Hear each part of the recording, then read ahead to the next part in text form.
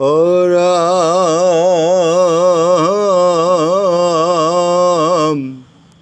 গোপীৰ মানস পূৰ্ণ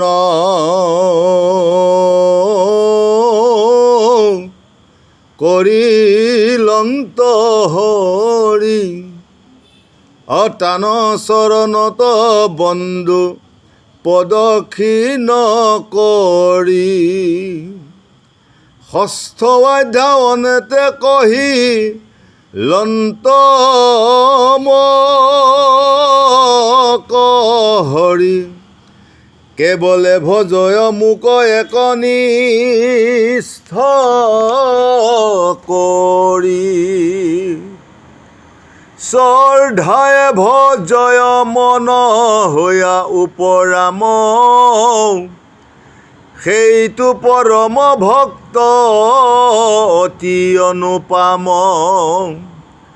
সগুণ নিগুণ জ্ঞানে কহিলো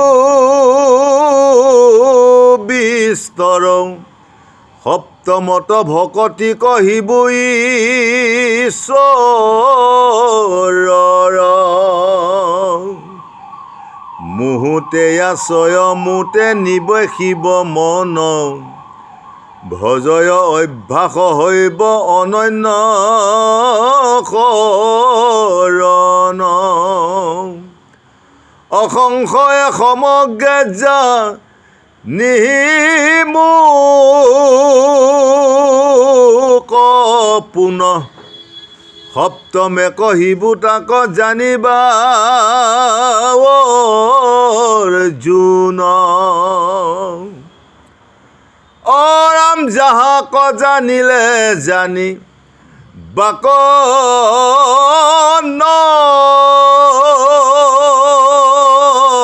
জানয় যিমতে ঈশ্বৰ মই শুনা ধনঞ্জয়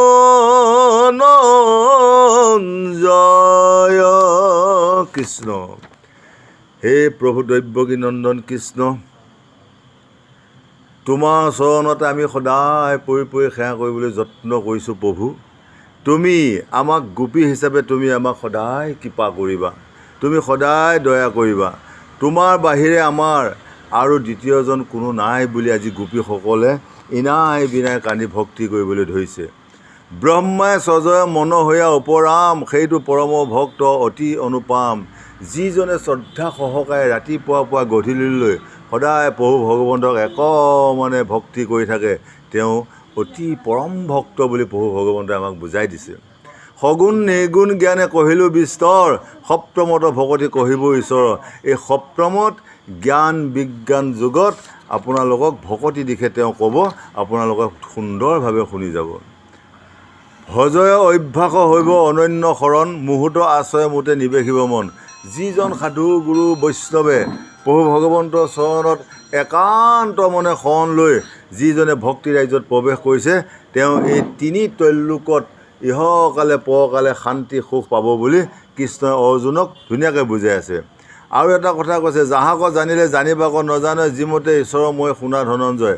যিটো বস্তু জানিলে আৰু জানিবলৈ পৃথিৱীত নাই, আৰু যিটো বস্তু খালে আৰু খাবলগীয়া নাই, এনেকুৱা অমৃতটো খালে আৰু খাবলগীয়া নাই, যে মই এতিয়া পৃথিৱীত এনেকুৱা এটা বস্তু গ্ৰহণ কৰিছোঁ, সেই বস্তুটো আৰু কিবা পৃথিৱীত আৰু বেলেগ বস্তু নাই। গতিকে সেই বস্তুটো কি কৈছে, কৃষ্ণ নাম, কৃষ্ণ ভকতি। এতিয়া ৰসগোল্লা, পেৰা, আঙুৰ, আপেল অনেক খাইছোঁ, এইটো আমাৰ ইন্দ্ৰিয় ভোগৰ কাৰণে একেবাৰে পেট মোৰ ভৰি গৈছে। কিন্তু এই ভকতি মাধ্যমৰ এই ভকতি জ্ঞানটো যদি অমৃত কৰি ল'ব পাৰোঁ, তেতিয়াহ'লে প্ৰভু ভগৱন্তই আৰু বেলেগ বস্তু আমি তেওঁক বিচাৰিবলৈ দৰকাৰ নাই বুলি আজি মোক বুজাই আছে। অৰাম জ্ঞানপক্ষে মনে ব্ৰহ্ম চিন্তয় মাতৰ ভক্তি পক্ষে সমভূত হৈব ঈশ্বৰৰ স্থাৱৰ জংগম আদি সকল সংসাৰ অমুক ভজিবাৰ যাৰ আছে অধিকাৰ।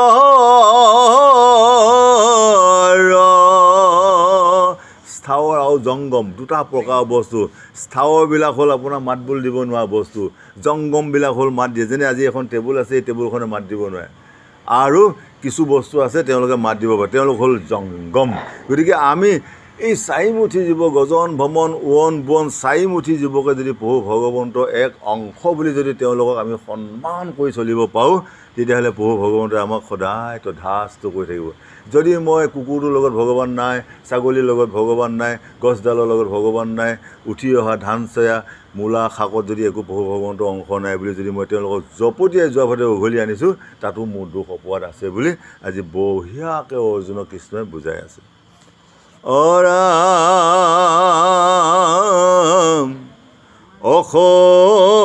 অসংখ্যাত জীৱয় আছে সংসাৰ ভিতৰে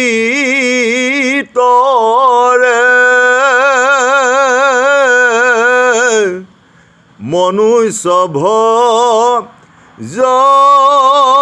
জয়ৱানে ভজিতে নপাৰে।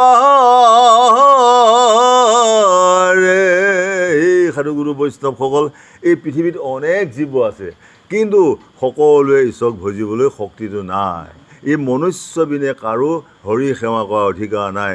সকলো জীৱতকৈ, সকলো প্ৰাণীতকৈ মনুষ্যক চাৰিটা বস্তু দিছে বেছিকৈ: জ্ঞান, বিবেক, বুদ্ধি, লাজ। এই চাৰিটা বস্তু বেছি কাৰণে মনুষ্যই কৃষ্ণ সেৱা কৰিব পাৰে, ভকতসকলক সেৱা কৰিব পাৰে, জ্যেষ্ঠজনক সন্মান কৰিব পাৰে, সৰুজনক মৰম কৰিব পাৰে। এই চাৰিটা বস্তু নোহোৱা হয়, এই চাৰিটা বস্তু বেছি থাকিও যদি আমি তেওঁলোকক সন্মান কৰিব নোৱাৰোঁ, তেতিয়া আমিও শিয়াল, কুকুৰ, গাহৰি লগৈ বুলি পেলাই আমাক বুজাই আছে। অৰামে মূঢ় ভক্তি বিনা কদাচিতো নাহি জ্ঞান, এতেকে মনুষ্য জন্ম দেৱতা প্ৰধান। দেৱে বোলে ভাৰত বৰিষে নৰহবু,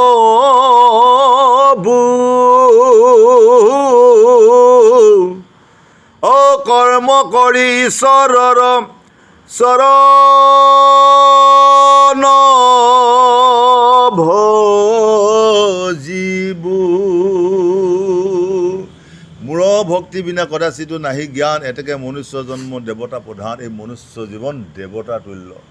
মনুষ্যই চব জানে, মনুষ্যই কিমান ধুনীয়াকৈ বনালে ভাত মুঠা বঢ়িয়া হয় সেয়াও জানে, কাক কেনেকৈ সন্মান কৰিব লাগে সেয়া জানে, পঢ়া শুনা কৰিবলৈ জানে, ভাল বেয়া লাজ ভয় চব মনুষ্যই আছে। গতিকে এনেকুৱা এটা জাতি হৈ যদি মই পিতৃ মাতৃক যদি শ্ৰদ্ধা নকৰোঁ, জ্যেষ্ঠজনক যদি সন্মান নকৰোঁ, সৰুজনকো যদি মৰম কৰিবলৈ নিশিকোঁ, শিক্ষাগুৰু দীক্ষাগুৰুক যদি মই সন্মান কৰিব নাজানো, তেতিয়াহ'লে মোৰ নিচিনা পাখণ্ড মনুষ্য হিচাপে জন্ম লৈ পৃথিৱীত কোনো কাম নাই বুলি বুজাই আছে।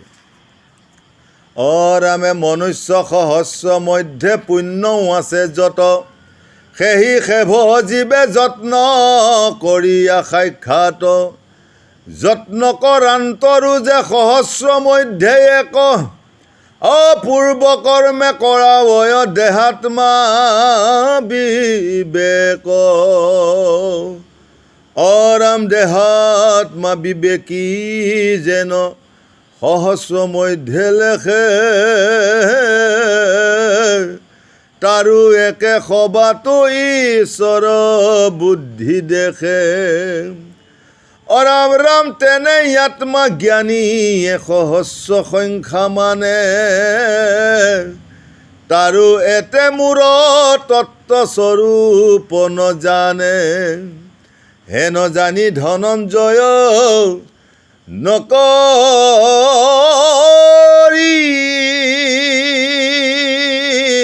বা ভয়, এনোৱা ঈশ্বৰ কোটি কোটি নজনয়।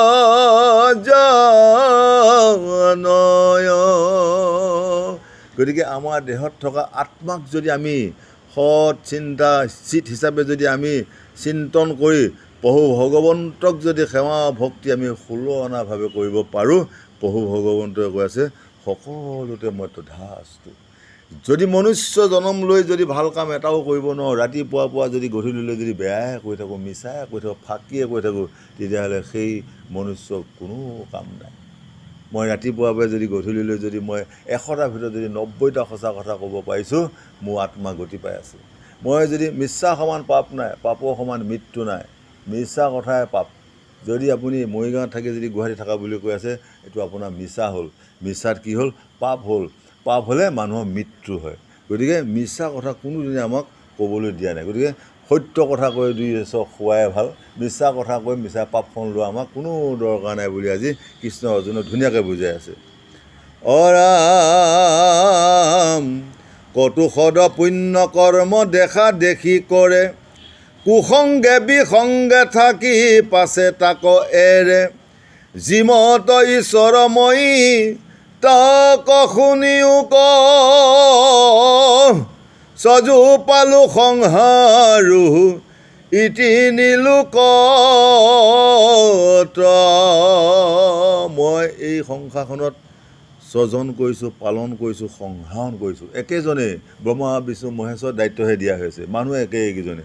গতিকে কাক কেনেকৈ দিব লাগে, কাক কেনেকৈ শান্তি দিব লাগে, কাক কেনেকৈ অশান্তি দিব লাগে তেওঁলোকে দি আছে। মোৰ পূৰ্বজন্মৰ কৰ্মফলত আৰু মোৰ ৰাতিপুৱাকৈ গধূলিলৈ মোৰ বেয়া কৰ্মফলত মই দুখটো ভুগিবই লাগিব। মই যদি ৰাতিপুৱাকৈ এতিয়ালৈ যদি একো বেয়া কাম কৰা নাই, মই শান্তি পায়েই থাকিম। বুজিছেনে? আৰু তাৰ লগত সংযোগ আছে যোৱা জনমত মই যি জনম আছিলোঁ, শিয়াল কুকুৰ মানুহ যিয়েই নাছিলোঁ, সেই জনমত মই যিমানখিনি পুণ্য ভাল কাম কৰি আহিছিলোঁ, তাৰ ফলত এতিয়া মই ভাল কাম কৰি ভাল ফল এটা পাই থাকিম। যদি সিটো জনমত বেয়া কাম কৰি অহা যায়, এইটো জনমত সেইজন মানুহে বেয়া বেয়া সদায় দুখে দুখে দুখে দুখে দুখে গৈ তেওঁৰ জীৱন গুচি যাবগৈ। গতিকে এই বেয়া সভাক দূৰ কৰিবৰ কাৰণে যদি এক সাধু গুৰু বৈষ্ণৱ সংগ লৈ যদি হৰিনাম হৰিকীৰ্তন কৰিব পৰা যায়, সেইবিলাক কৰ্তন কৰি মনলৈ দেহলৈ শান্তি আনিব পৰা ব্যৱস্থাটো থাকে। গতিকে সেইকাৰণে বেয়াবোৰ আঁতৰ কৰি ভালবোৰ আনি দৌৰি দৌৰি ঈশ্বৰ সেৱা কৰি প্ৰভু ভগৱন্তৰ লগত মিলিত হৈ আমাক আত্মাক গতি দিয়া ব্যৱস্থাটো আমি নিজে নিজে কৰাটো উচিত বুলি কৈ আছে। ৰাম যিগোট প্ৰকৃতি মূৰ জানিবা প্ৰধান, সংসাৰৰ কাৰণে যোনি উৎপত্তিৰ স্থান, দুগোটা প্ৰকৃতি মূৰ জানিবা প্ৰত্যেক, পৰাও এক প্ৰকৃতি অপৰাও আৰু এক। ৰাম পৰা বুলি প্ৰকৃতি যে জীৱক বুলয়, যিগোটা অপৰাৱস্থ বিধ কৰি কয়, পৃথি অৱ তেজ বায়ু শব্দ মন বুদ্ধি, অহংকাৰ সময়স্তয় অপৰা প্ৰকৃতি। আমাৰ দেহত এই যে এই শৰীৰটো, ইয়াক কৈ আছে অপৰা প্ৰকৃতি। আৰু তাত যে জীৱ এটা সোমাই কথা কৈ আছোঁ, এইটো হ'ল পৰা প্ৰকৃতি। পৃথি অৱ তেজ বায়ু শব্দ মন বুদ্ধি অহংকাৰ সময় অষ্ট অপৰা প্ৰকৃতি। পাঁচটা ধাতুৱে আমাৰ দেহটো গঠিত হৈ আছে: মাটি, পানী, বায়ু, অগ্নি, জল। এই পাঁচটা ভাগে আমাক একে পাঁচটা ৰস দি আছে। মাটিয়ে মাটি গোন্ধটো দি আছে, পানীয়ে পানী গোন্ধটো দি আছে, বায়ুৱে বায়ু শক্তিটো দি আছে, জুয়ে জুই শব্দটো দি আছে, পৃথিৱীয়ে পৃথিৱী শব্দটো দি আছে। আৰু আমি যেতিয়া এদিন মৃত্যু হ'ম, পাঁচজনে পাঁচটা ভাগে ভাগে আমাৰ দেহাটো লৈ গুচি যাব। বায়ু ভাগটো বায়ুৱে লৈ যাব, জুই ভাগটো জুয়ে লৈ যাব, পানী ভাগটো পানীয়ে লৈ যাব, পৃথিৱী ভাগটো পৃথিৱীয়ে ল'ব, পৃথিৱীত পুতি থৈ দিব নাম শেষ। হয়, এনেকুৱা এটা পঞ্চভূতি দেহাক লৈ আপোনালোকে কোনোদিনে অহংকাৰ নকৰিব, কোনোদিনে গৌৰৱ নকৰিব, কোনোদিনে ময়ে ডাঙৰ বুলি, ময়ে ভাল, ময়ে জ্ঞানী, ময়ে পণ্ডিত বুলি অহংকাৰ নকৰিব বুলি আমাক সুন্দৰভাৱে বুজাই আছে। ৰামে পৰা বুলি সেহি সে চৈতন্য সদা শিৱ, মূৰ দেহ অৱস্থিত যাক বোলে জীৱ, প্ৰকৃতি যে মহদাদি তত্ত্বয় অহংকাৰ, অপঞ্চভূত আৰু সূক্ষ্ম তন্মাত্ৰ পাৰ, একাদশ ইন্দ্ৰিয় সত্য ৰজা তমো গুণ, এহি কাৰ্য কাৰণৰ গুণ কহু পুন। 11 ইন্দ্ৰিয় মনৰ সৈতে 11 ইন্দ্ৰিয়, এই 11 ইন্দ্ৰিয় কি কৰি সদায় খোৱা বোৱাতে বেছি লিপ্ত। আজি কেনেকৈনো ভালকৈ এসাঁজ খাব পাৰোঁ, কাইলৈনো যুদ্ধ হিংসা ক'ত পাওঁ, এই ইন্দ্ৰিয় সভা কাম হ'ল সেইটো। যদি ইন্দ্ৰিয়ক আমি যদি চলাব পাৰোঁ, তেতিয়া আমাৰ মতে যদি চলে সিহঁতে শান্ত হৈ থাকিব। আৰু সিহঁতৰ মতে যদি মই চলোঁ তেতিয়াহ'লে মোক অশান্ত কৰি মোক মানে বিপথে লৈ যাব। গতিকে আমি সিহঁতক দমন কৰিব লগা হ'লে আমি কি কৰিব লাগিব? খাদ্যভাস আছে, আমাৰ খাদ্যবিলাক অলপমান বিচাৰ কৰিব লাগিব। কথা কোৱা চলন ফলন আছে, যোগ প্ৰাণায়াম কৰিব লাগিব। এনেকুৱা বিভাগত যদি আমি চলিব পাৰোঁ তেতিয়াহ'লে আমাৰ ইন্দ্ৰিয়বিলাকক লাহে লাহে দমন কৰা ব্যৱস্থা এটাত থাকিব। অৰাম সবাৰো কাৰণময়ী অন্তৰ্যামী হেতু এতেকে ঈশ্বৰ মূৰ পৰে নাহি জাতু জলৰ মধ্যত তাৰ ৰস ভাগ জাত ৰসে মূৰ বিভূতি জানিবা নিষ্ট তত্ৰ অৰামচন্দ্ৰ সূৰ্যৰ প্ৰকাশ সৰৰূপ জ্যোতি মই সে ঈশ্বৰ প্ৰকাশ ৰূপ মুহুৰ বিভূতি অৰাম ৰাম পন বজি গোটা মূৰা জানিবা বেদৰ মুহুৰ বিভূতি শব্দ গুণ আকাশৰ অৰামে পুৰুষৰ উদ্যোগ পৃথিৱীৰ গুণ গুণ বহনীৰ যে তেজ ভাগ জানিবা অৰ্জুন পৃথিৱীৰ গুণ কি? গোন্ধ। বায়ুৰ গুণ কি? বহনী। এনেকৈ আমাক বুজাই আছে যে আমাক প্ৰণৱ কৰিবলৈ হৈছে। প্ৰণৱ মানে কি? ওমকাৰ ধ্বনি। ওম কোৱা যায় যে এই ধ্বনিটো আমাক মাতিবলৈ হৈছে। ওম বুলি কওঁতে ব্ৰহ্মা বিষ্ণু মহেশ্বৰ তিনিজনক আমন্ত্ৰণ কৰা হয় আৰু তেওঁলোকক আমন্ত্ৰণ কৰাৰ লগে লগে আমাৰ ওচৰত আহি তেওঁলোকে অপায় অমংগলবিলাক বঢ়িয়াকৈ দূৰ কৰে। অৰামে অনিষিদ্ধ ঋতুকালে আপোন ভাৰজাত দিব্য সন্ধ্যা পূৰ্ব যত কৰিব বৰ্জিত ৰতি এৰি পূৰ্তাৰ্থে যে কৰে বিন্দু ত্যাগ সেই বিন্দু বিভূতি মুহুৰ মহাভাগ আন বীৰ্যয়ংকুৰ যে নষ্ট হৈয়া যায় মোৰ বীজ চিৰন্তৰ ক্ষয়নাহি পাই অৰামে বানপ্ৰস্থ আশ্ৰমৰ তপৰূপময়ী অবুদ্ধি মধ্যে আছে মই প্ৰজাৰূপ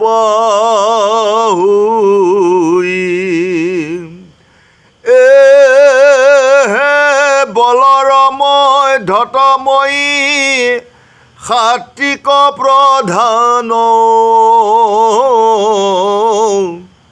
সেহি বল ধৰ্ম ধৰ্ম মই অনুষ্ঠান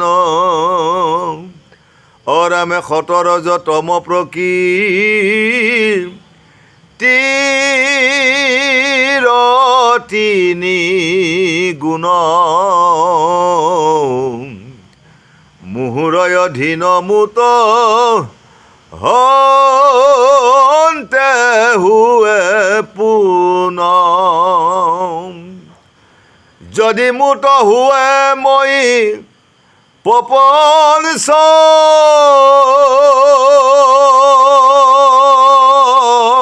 তু ভিন্ন কিন্তু জীৱে অহংকাৰে হুৱে গুণাতীত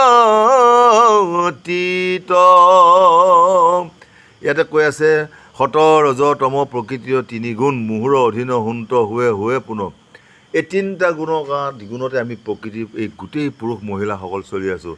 কোনোবা সত গুণত চলি আছে। সতটো হ'ল সৎগুণী, সতটো হ'ল সোণে নিৰ্মিত, ৰজটো হ'ল ৰূপে নিৰ্মিত, তমটো হ'ল তামে নিৰ্মিত। এতিয়া ৰূপ তাম সোণ কোনটো আমাৰ মূল্যৱান? সোণটো বেছি মূল্যৱান। গতিকে 100 গুণে চলিলে পৃথিৱীত মনুষ্যই গতি পাব পাৰে।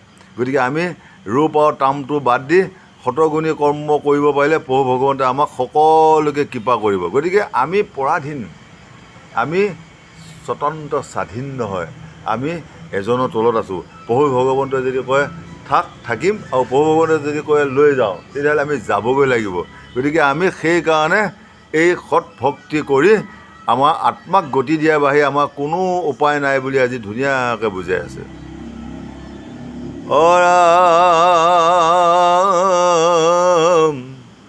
পাৰেছে বলে যদি তুমি বিনে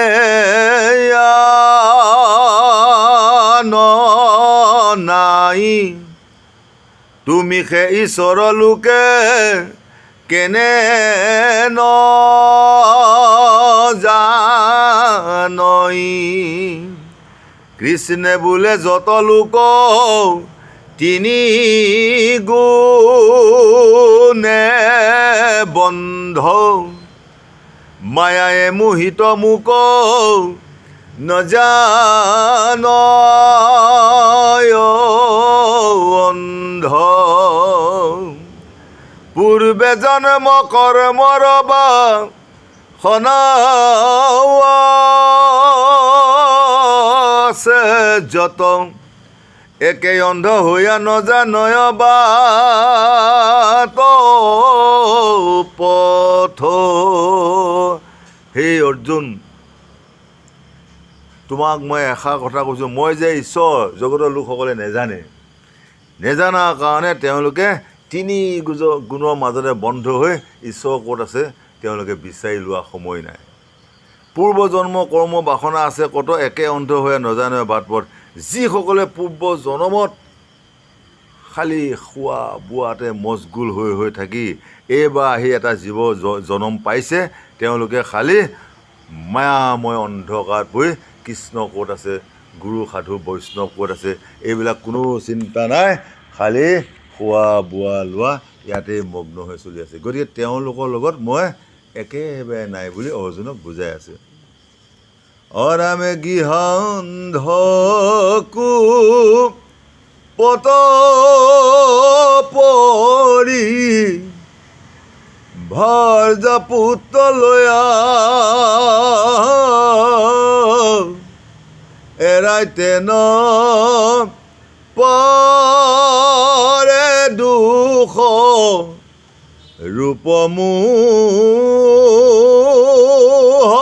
ৰূপমোহ মায়া। পুত্ৰ ভাৰ্য আসক্তিত নৰগী হে থাকে, যেনে কূপে থয়ায়ুপ ৰতশিলে ঢাকে।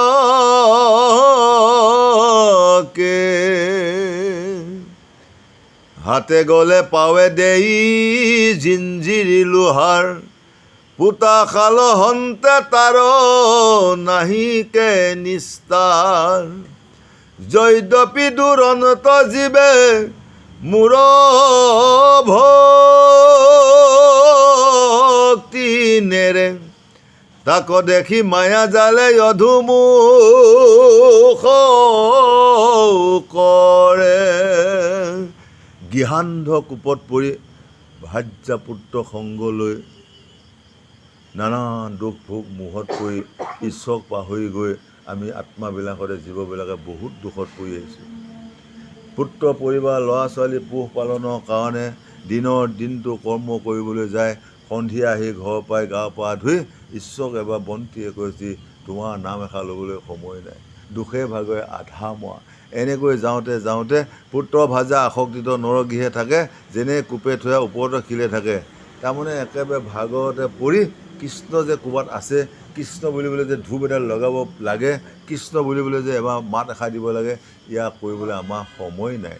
এই সময় নোহোৱাৰ কাৰণে আমাক কি কৈছে, দুখৰ উপৰি দুখ আছে বুলি পেলাই আজি আমাক ধুনীয়াকৈ বুজাই আছে।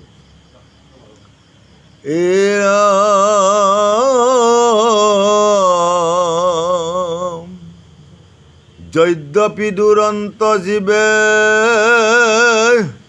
মোৰ ভক্তিনেৰে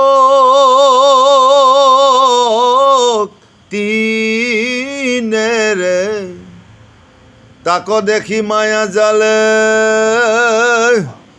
অধুমুখ কৰে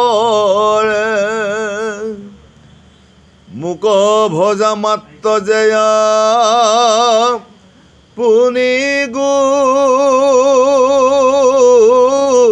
সে মায়া অজেন অন্ধকাৰ হৰে সূৰ্যৰ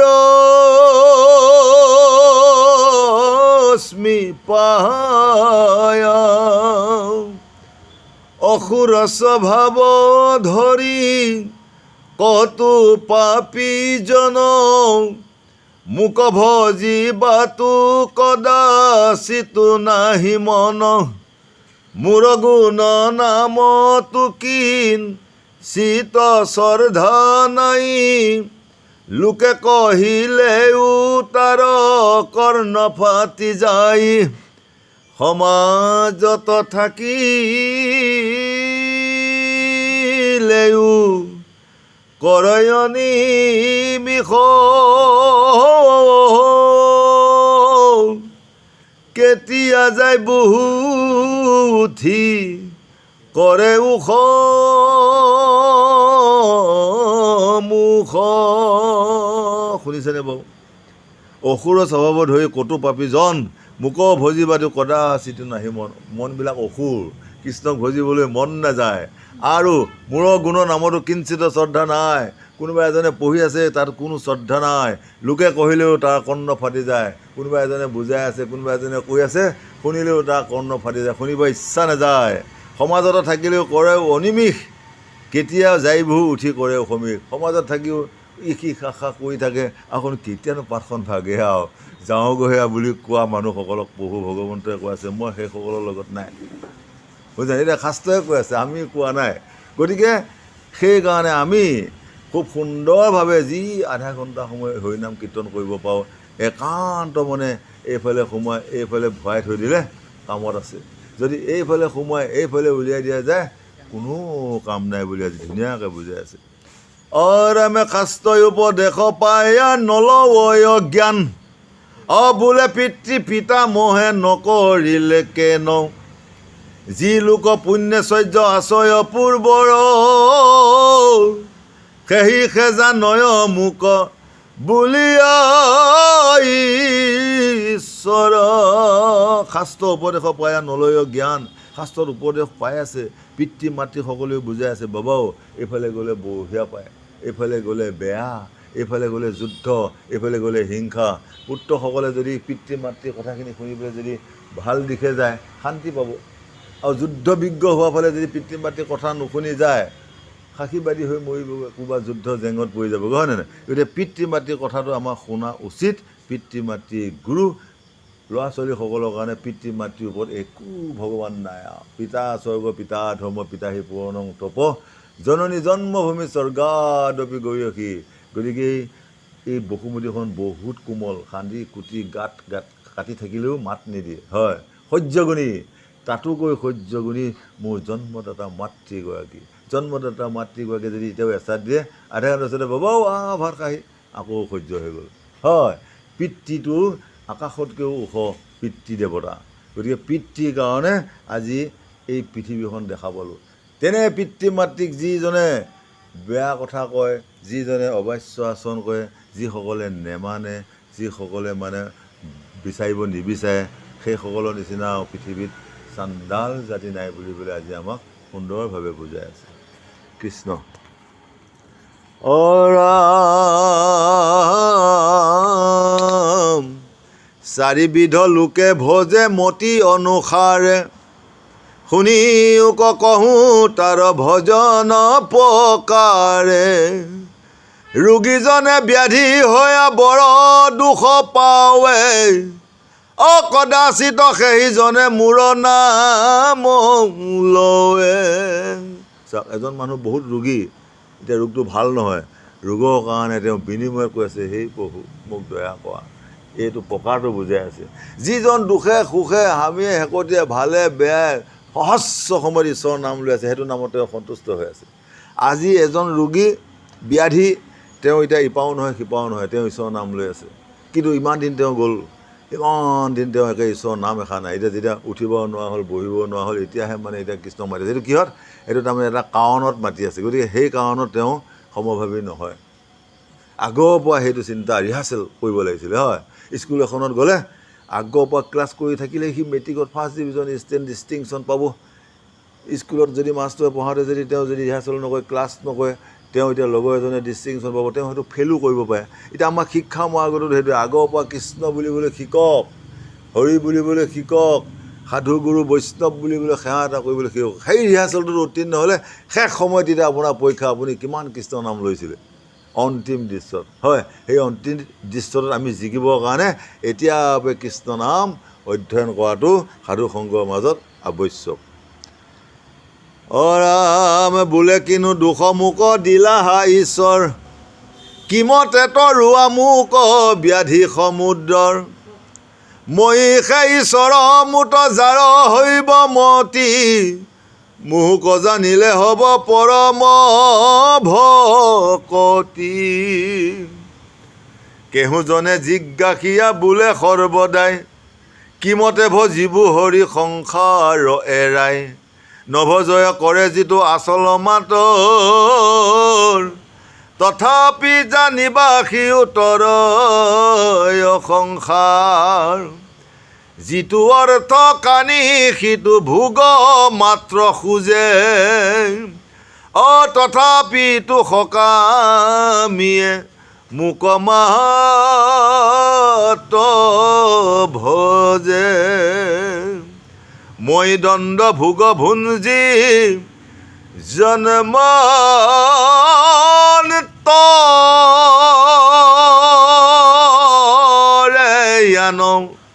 পাছে নিৰপেক্ষ হুৱে ভকত প্ৰধান,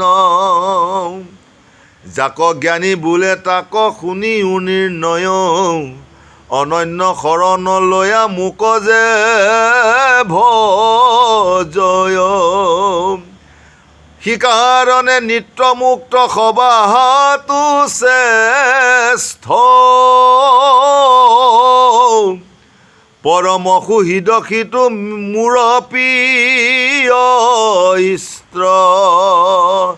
যিজন সাধুৱে অনন্য শৰণ লৈ মোটেই শৰণ কৰে, তেওঁক মই অকপতে মনে তেওঁ মনৰ বাঞ্ছা পূৰণ কৰোঁ। অনন্য শৰণ মানে এক কৃষ্ণত শৰণ, কৃষ্ণ বাহিৰে আৰু ক'তো শৰণ নাই। গতিকে যিয়ে একান্ত মানে কৃষ্ণত শৰণ লৈ নীতি নিয়ম সঁচাদাৰ যিবিলাক আমাৰ আঁচনি আছে, এই সকলোবিলাক নীতি নিয়ম যিজনে কৰিব পাৰিছে, তেওঁ প্ৰভু ভগৱন্তই শংখ চক্ৰ গদা পদ্ম ধৰি সদায় তেওঁক উদ্ধাৰ কৰি আছে বুলি আজি বুজাই আছে। ৰাম অৰ্জুনে বুলন্ত জ্ঞান মাত্ৰ গতি পায়, আন যত কহিল সংসাৰ পথে যায়, কৃষ্ণে বোলে সখী কিনো মহা বিপৰীত, ভক্তৰ সংসাৰ ভয় নাহি কদাচিত, জ্ঞানী আৰতে জিজ্ঞাসয় অৰ্থে যাৰ মতি, চাৰিয়া মমতা সখী সুখে পাৱে গতি। অৰ্জুনক কৈছে তুমি মমতা এৰি দিয়া, ভাৰ্যা সংগ পুত্ৰ ভাৰ্যা মমতাবিলাক বাদ দিয়া, সেইবিলাক বাদ দি তুমি এক হৰিত শৰণ ল'লেহে তুমি এই সংসাৰৰ পৰা গতি পাবা বুলি আজি অৰ্জুনক সুন্দৰভাৱে বুজাই আছে। ৰামে ভকত উদাস দক্ষ সবে মুখ্য ভাগ, কিন্তু জন্ম কৰ্ম দুয়ো হৈব পাছে আগ, অন্তৰঙা ভৰিলে পাছে হৈবে কনিশ্চিত,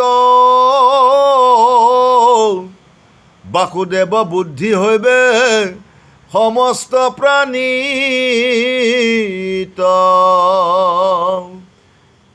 সেহিষে মহাত্ম মহা যে দুৰ্লভ জন্ময়াতি, ক্ৰমে ক্ৰমে পাইবে সবে যাৰ জীৱা গতি, মোক এৰি আনক যে সকামে ভজয় সেই সংসাৰত পৰি মৰিও পজয় শ্ৰদ্ধা কৰি নানা দেৱ পূজে যিটো কামি নানা দেৱতাৰো হওঁ মই জামি মোক নভজিয়া পূজে নানা দেৱতা কিন্তু পুনৰ তাহাৰ মহিষে ফলদাতা যত দেৱ মূৰতনো জানা ধনঞ্জয় তা সম্বাৰ পূজায়ে মোৰ হুৰ পূজা হয় যিমান সাধুগুৰু বৈষ্ণৱসকলে দেৱলোকসকলক পূজা নকৰক তেওঁলোককো ফল দিওঁতা দাতা হ'ল মই গছত গুৰিত পানী দিলেহে কাম হ'ব আগডালত পানী দিলেতো কামত নাহিব গতিকে সেইকাৰণে সেই অৰ্জুন তোমালোকে য'ত পূজা কৰিলে গতি পোৱা য'ত পূজা কৰিলে ফলদাতা ফল পায় য'ত পূজা কৰিলে কৰ্মভাগ হয় ত'ত তোমালোকে পূজা অৰ্চনা কৰা তেতিয়াহে তোমালোকে ফল পাবা এই বুলি বাৰম্বাৰে অৰ্জুনক কৃষ্ণই বুজাই আছে ৰাম কিন্তু কিয়া দোষৰূপ বিস্তৰণীয়ম ৰাম তাৰ মোৰ ভক্তি দুয়ো ফলতো বিষম সকামীৰ ফল যেন জলবিম্ব প্ৰায় স্বপ্ন সুখ যেন ততক্ষণে গুচি যায় ৰামে যি দেৱে পূজে সিও নষ্ট দেৱ হয় তাৰ কৰ্ম ফল চিৰকাল নথাকয় যদি ভাল মতে পূজে সিদ্ধ নোহে পুনু সিও মোৰ জাক পূজে পাৰ তাৰ তনু মুহুক ভজিয়া কৰি কৰে যত যত মুহুৰ স্বৰূপ পাই থাকিবই কোন থত যিজন সাধুগুৰু বৈষ্ণৱে মোক একমনে চিন্তা কৰি মোক ভজনা কৰে ভক্তি কৰে শ্ৰদ্ধা কৰে মই তেওঁলোকক 4খন হস্তই মই তেওঁলোকক প্ৰদান কৰোঁ আমাৰ দুখন হাত তেওঁ 4খন হস্ত হয়নে শংখ চক্ৰ গদা পদ্ম তেওঁ যেতিয়া 4খন হাতে কোনোবা এজন ভকতক দিব তেওঁ লৈ বুটলি সামৰিব নোৱাৰিব আমি 2খন হাতে কিমান ল'ম 4খন হাতৰ পৰা একেবাৰে আপেল আঙুৰ জোৰাই দি থাকিব আপুনি কিমান বটলিব গতিকে সেইকাৰণে কৈ আছে খালি মুহুকে গতি কৰা মুহূৰ্তে ভক্তি কৰা তেতিয়াহ'লে তোমালোকে য'তেই নাথাকা মই বৈকুণ্ঠৰ পৰা তোমালোকক যথাস্ত কৰি আছোঁ তোমালোকে খালি এক কৃষ্ণত শৰণ লৈ তোমালোকে আত্মাক গতি দিয়া ব্যৱস্থাটো কৰা বুলি আজি অৰ্জুনক বৰ ধুনীয়াকৈ বুজাই আছে ৰাম আপোন প্ৰকাশে সিও কৰ প্ৰকাশ তাৰ লব্ধ প্ৰকাশৰ নাহিকে বিনাশ যেবে বোলা সংসাৰত যত আছে লোক সবেৰি কৰ্ম কৰি তোমাক ভজুক পৃথিৱীত যিমান প্ৰাণী আছে সকলোৱে তোমাৰ চৰণত ভজুক তোমাক চিন্তা কৰক দিনটোৰ ভিতৰত মুখে নাম লৈ হাতে কৰ্ম কৰি থাকক কলমটো হাতত লৈও কৃষ্ণ নাম লৈ অফিচিয়েলি কাম কৰি থাকিব পাৰে হাতত দগাপলাখন লৈও কৃষ্ণ নাম লৈ বস্তু বেচা কিনা কৰি থাকিব পাৰে বাটেদি চাইকেল স্কুটাৰ লৈ গৈ থাকোঁতে কৃষ্ণ নাম গাই গৈ থাকিব পাৰে তেনেকৈ যিজন পুৰুষে যিজন প্ৰকৃতিয়ে 24 ঘণ্টা তেওঁৰ নাম সুমৰণ কৰি আছে সেইজন ভকত পুৰুষক কোনো বিপদ আহিব নোৱাৰে বুলি আজি কৃষ্ণ অৰ্জুনক সুন্দৰভাৱে বুজাই আছে ৰামে কৰ্মটো সমান দুখ ফল তুষ্টয়তি হব এৰি তোমাক ভজুক যদুপতি। কৃষ্ণে বোলে গৃহিণী যে মন্দ কৰ্ম কৰে, তাইক চেৰি বেটি যেন অৱহেলা কৰে। যিসকল গৃহিণীয়ে ঈশ্বৰৰ নাম লৈ প্ৰসাদ নবনায়, ঈশ্বৰৰ নাম লৈ কৰ্ম নকৰে, ঈশ্বৰক চিন্তন নকৰে, তেওঁলোকে গ'ল আৰু ধুমধাম একেবাৰে জুইকুৰা জ্বলাইছে, ভাৰিটা বনাইছে, কোনো ঈশ্বৰৰ ৰূপ দৰ্শন নাই। সেই সময়ে আকৌ ভকতক বা পুৰুষক আকৌ প্ৰসাদকেইটা দিছে, কোনো এটা সেৱা ভক্তি নাই, দিলোঁ আৰু খা। সেইটোত প্ৰসাদত প্ৰভু ভগৱানে সন্তুষ্ট নহয়। তেওঁ প্ৰকৃতিগৰাকীয়ে বৰ সুন্দৰকৈ একে প্ৰসাদকেইটা আগত দি একেবাৰে স্বামীজনক বা যিখিনি ভকত বহিছে এটা সেৱা দণ্ডৱত প্ৰসাদ গ্ৰহণ কৰক আৰু প্ৰভুসকল। বাছ প্ৰভু লৈ ল'লে আৰু সেই প্ৰসাদটো গ্ৰহণ কৰিলে। মোৰ দেহৰো অসুবিধা নাই, মোৰ দেহত থকা কৃষ্ণ প্ৰভুই অলপমান পালে, আৰু মোৰ দেহত থকা যিমান অংগ প্ৰত্যংগ সিয়া উপসিয়া চবেই ভাগে ভাগে লৈ গুচি গ'ল।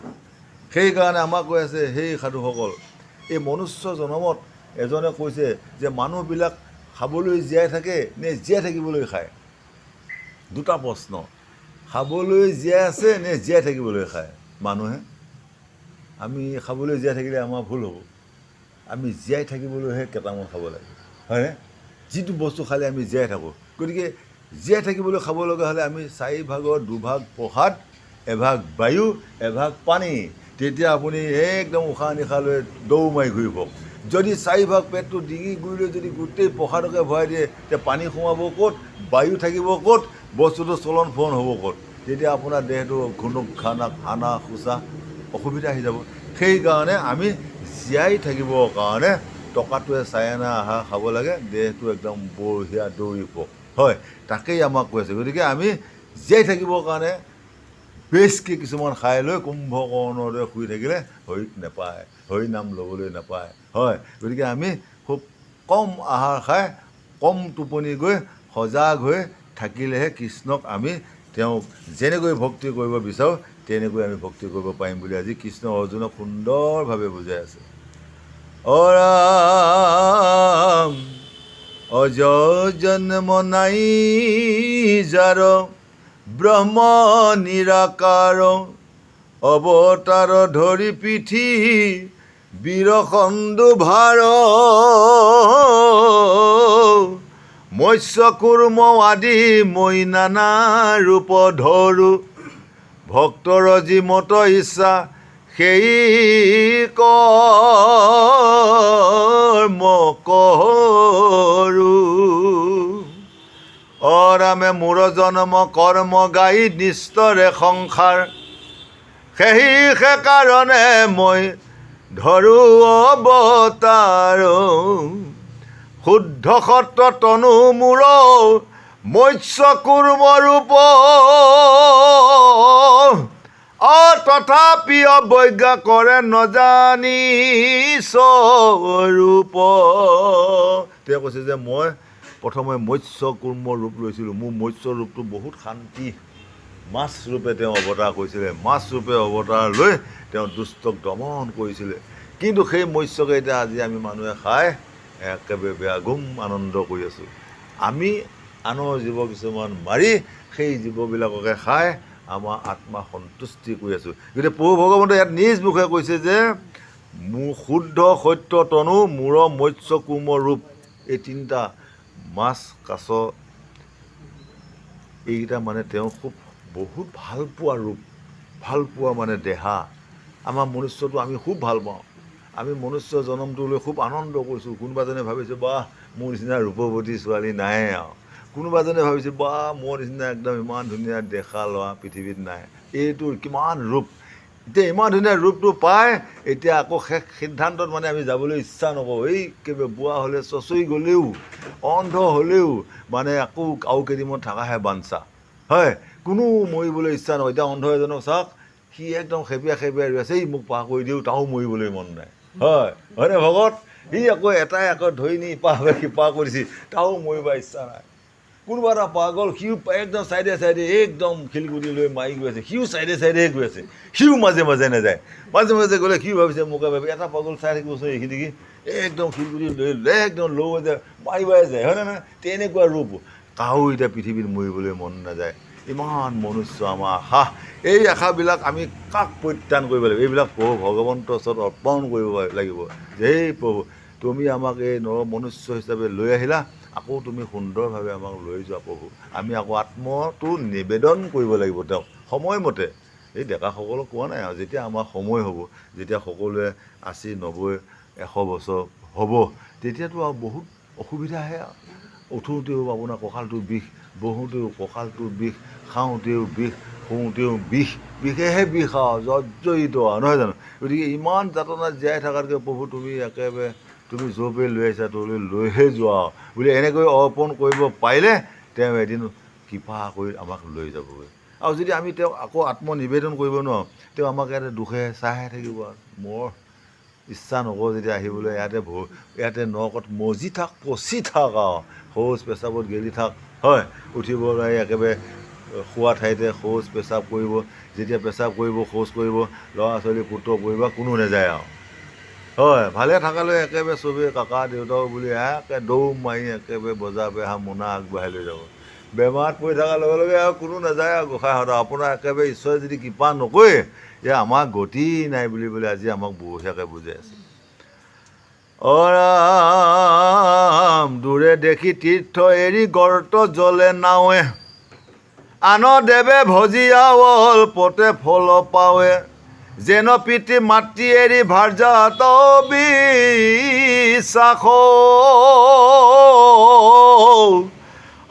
মোক হেলা কৰে মই নুহো যে প্ৰকাশ। সৰুৰ পৰা একে ডাঙৰলৈ একেবাৰে মোৰ ল'ৰাটো বৰ বঢ়িয়া, এই আমাৰ ল'ৰা এনেকুৱা নহয়, হয়, সেইকাৰণে কৈ আছে পুত্ৰক চিনি পাবা বিবাহৰ পাছত, ভাতৃসকলক চিনি পাবা সম্পত্তিৰ ভাগত, নিজ ভাৰ্যাক চিনি পাবা বৃদ্ধকালত, ভগৱন্তক চিনি পাবা অন্তিম কালত।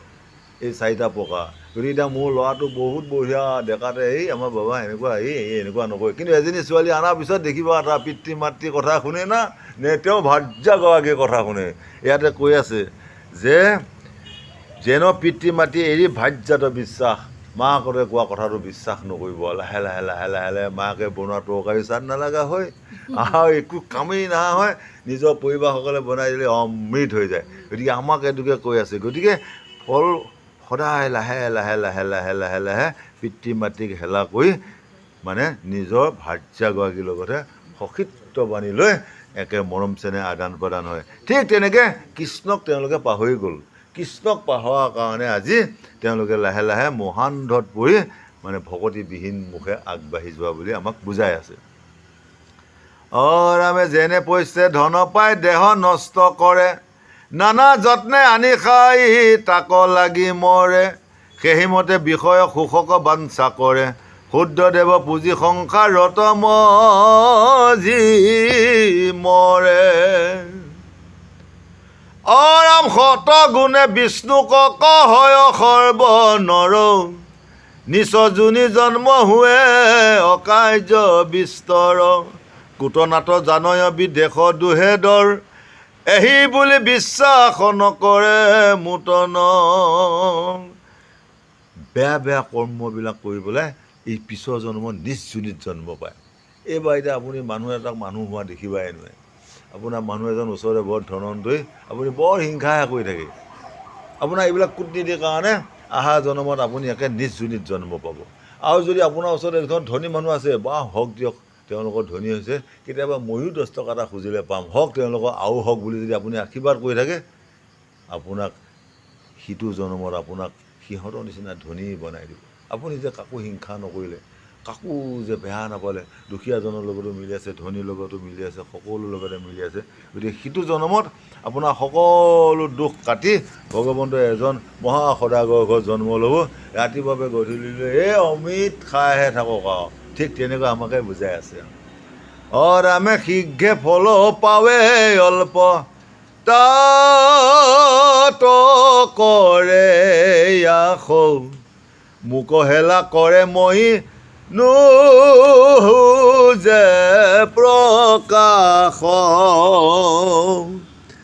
তাতে মিখলাই পূজে স্বৰূপ জানি যেন পাপী মথন্ত যে নোপজে লনি মূৰ মিছলীয়া পূজা ঘূৰাৰ চিংগাৰ চিংগাৰত সুখ নাহি কতি ভাঙে তাৰ অভক্তৰ পূজা দ্ৰব্য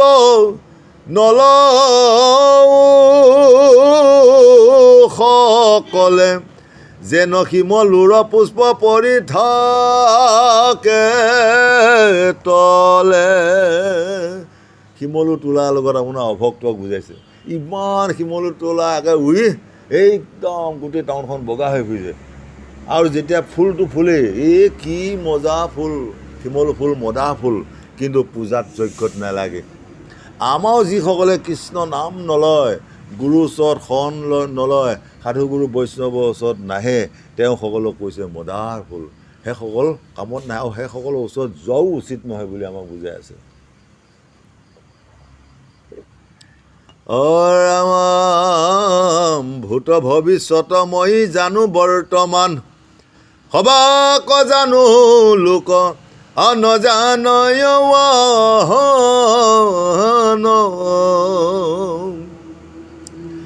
ৰাম কিঞ্চিত একো সুখ পাইলে কৃত মানে অল্প যদি দুখ হুৱে মৃত্যুহে নমানে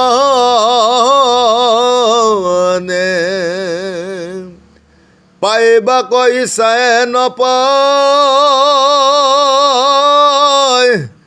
লেও দৈৰ্ঘ্য কৰে সেই সংসাৰত পৰি উপজয় মৰে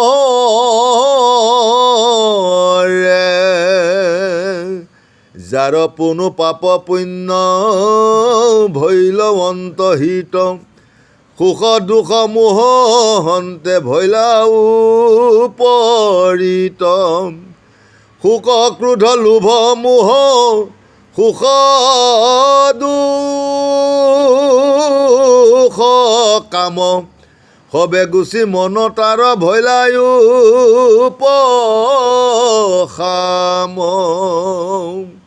মুহুৰ ভজনে তাৰ ভৈল দৃঢ় ব্ৰত যত পূৰ্ব বাসনা সকলে ভৈলাহত অৰামে জন্ম মৃত্যু সংসাৰক এৰাই বাকপতি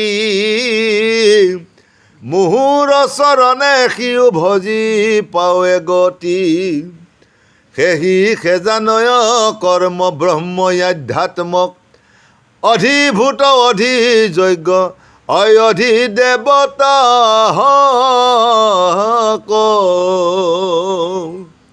এহি খানি জানি মুত দৃঢ় মতি কৰে মৰিবৰ বেলাত মুহুক স্মৰি মৰে মোৰ ভক্ত যিটো নোহে তাৰ ভিন্ন বোলে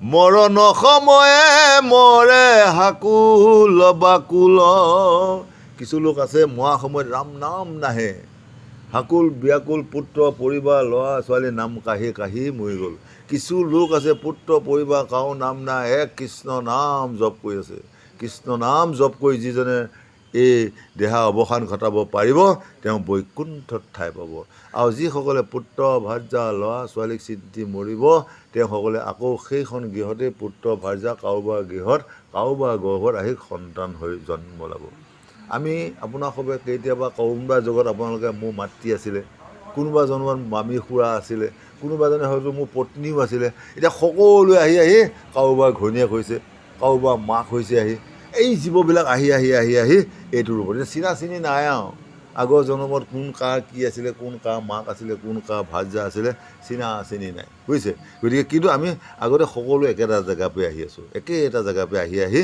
এতিয়া আমি মানুহ ৰূপে জন্ম পাই আছোঁ মানুহ ৰূপে জন্ম পাই যদি মই মানুহক চিনি নাপাওঁ সাধুগুৰু বৈষ্ণৱক চিনি নাপাওঁ জ্যেষ্ঠজনক চিনি নাপাওঁ তেতিয়া আমিও শিয়াল কুকুৰে মাজৰে এজন বুলি পেলাই ধৰিব দিছে আৰু কৃষ্ণ।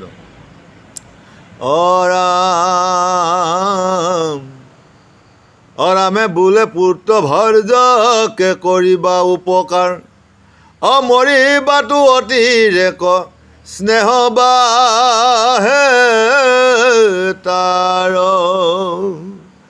বোলে পুত্ৰ ভাৰ্যা ধন হৈব নানা থান, এহি চিন্তা শোকে মোহ তেজয় পৰাণ,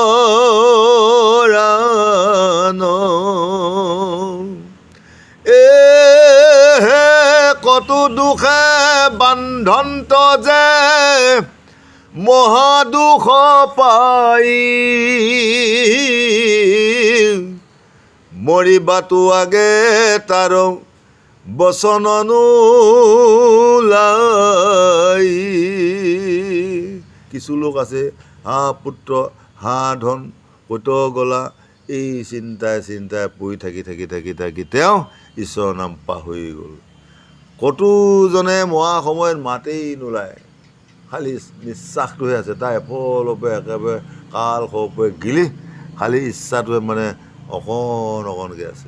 হয়, কোনোজনে অকণমান চেতনা পাই কৃষ্ণ নাম ভজন কৰি আছে। যিজনে কৃষ্ণ নাম লৈ ভজি আছে তেওঁ ইহকালে পৰকালে সুখ শান্তি পায়, সুন্দৰ এটা মানৱ জন্ম ধৰি ভাল এগৰাকী আই গৰ্ভত জন্ম লৈ আকৌ পুনঃ তেওঁ আকৌ ভক্তি ৰাজ্যত প্ৰৱেশ কৰি ভক্ত কৰ্ম কৰিবৰ কাৰণে আহি থাকে। আৰু যিসকলে একেবাৰে খালী সাধু গুৰু বৈষ্ণৱ ভকত সাধু এইবিলাকৰ লগতে অহৰহ ঘূৰি থাকে, তেওঁসকলে আৰু বৈকুণ্ঠ ধামৰ পৰা আৰু এই ধৰা ধামলৈ আহিব নালাগে বুলি আমাক বুজাই আছে। ৰামে নিশ্চয় জানিবা মোৰ ভক্ত যিটোজন, ব্যাধি তমৰিলে সিও নচাৰে স্মৰণ, মুহুৰ স্মৰণে যত পাপ গুছে তাৰ, অনায়াসে সিটো মুখে তৰয় সংসাৰ। যিজনে অহৰ্নিশে মোৰ নাম নেৰে, মোকে ভজি থাকে, মোৰে নাম লৈ থাকে, তেওঁ যিমানে বেয়া কাম নকৰক তথাপিতো তেওঁ গতি পাব বুলি আজি কৃষ্ণ অৰ্জুনক বুজাই আছে। অৰামে কহ গু বৃন্দ মিছে কৃষ্ণ পদে ধৰি, সাংগে তল গয়াগীহ অন্ধকূপে পৰি, এবে পদ পদ্ম পৰি কৰিহু মিনতি, তোমাৰ চৰণে মোৰ নচাৰু কমতি। হে প্ৰভু দৈৱকী নন্দন, জনমে জনমে মই তোমাৰ চৰণত সেৱা কৰিম, তোমাৰ পাদপদ্মত সেৱা কৰিম, তোমাক আমি কেতিয়াও নাপাহৰোঁ। তুমি আমাক সৎ চিন্তা বুদ্ধি দিয়া, আমাৰ জীৱন ইহকাল পৰকাল সুখ শান্তি দিয়া, আত্মাক গতি দিয়া বুলি আজি তুতি কৰি আছে। ৰামে তুমি যে পৰম গুৰু বান্ধৱ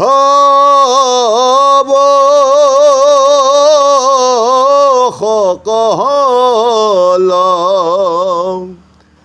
তোমাতে ৰহুক মন কৰিবা নিশ্চল, কৃষ্ণকে পৰম গুৰু জানিব নৰ,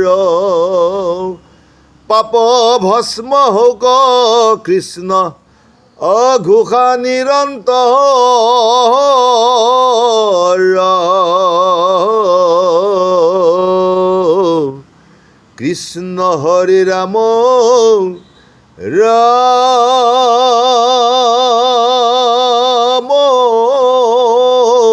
ৰাম ৰাম ও হৰে ৰাম